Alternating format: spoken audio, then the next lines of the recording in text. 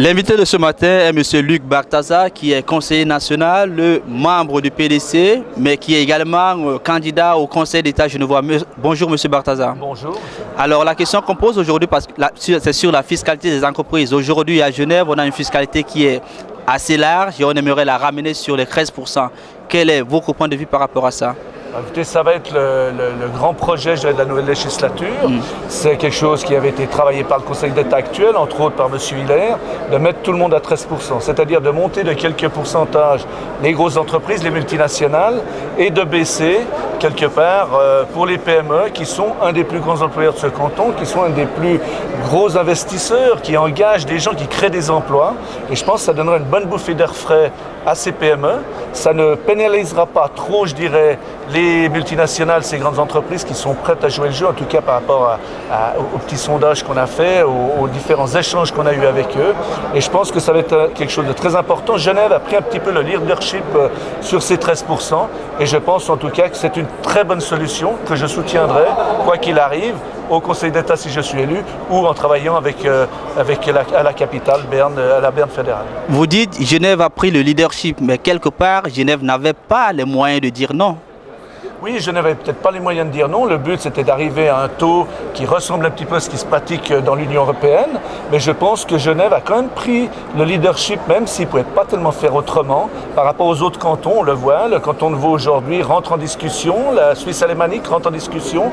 Et l'exemple genevois, je l'espère, fera force, fera foi pour l'avenir de notre pays et de notre canton. Est-ce qu'il n'y a pas un risque pour que la créativité de notre pays ne soit quelque part plus le même, puisque ce qui attirait quand même certaines multinationales, c'était cette fiscalité avantageuse, si elle n'existe plus demain?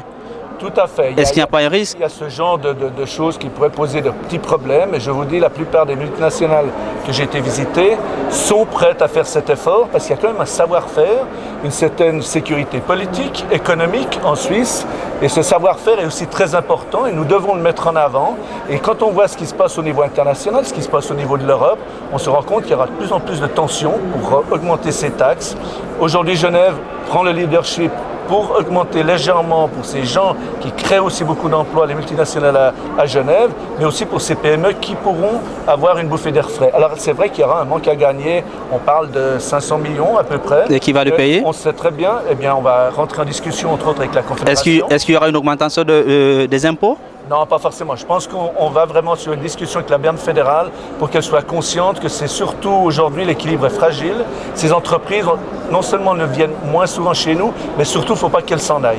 Et je dis souvent, en tant qu'entrepreneur, si on a une baisse des impôts, les jeunes entrepreneurs, les petites entreprises, c'est pas pour partir en vacances, c'est pour réinvestir dans l'entreprise. Et souvent, le réinvestissement, les investissements sont créateurs d'emplois. Et je crois que dans la période dans laquelle on vit, le but, c'est de créer des emplois, c'est de créer du travail, c'est de créer une richesse. Alors même s'il y a un petit manque à gagner pendant une certaine période, on va largement retrouver, je dirais, nos billes, comme on le dit, dans les années à venir. Et je suis assez confiant. Quelque part, c'est bien donc pour nos petites entreprises alors? C'est très très bien pour les petites entreprises qui payent énormément d'impôts. Justement, le but, c'est de relancer cette économie, ces petites entreprises, de créer des emplois et de combler ce manque à gagner pendant quelques années par du bénéfice pour les années à venir. Merci M. Barthaza. Merci à vous.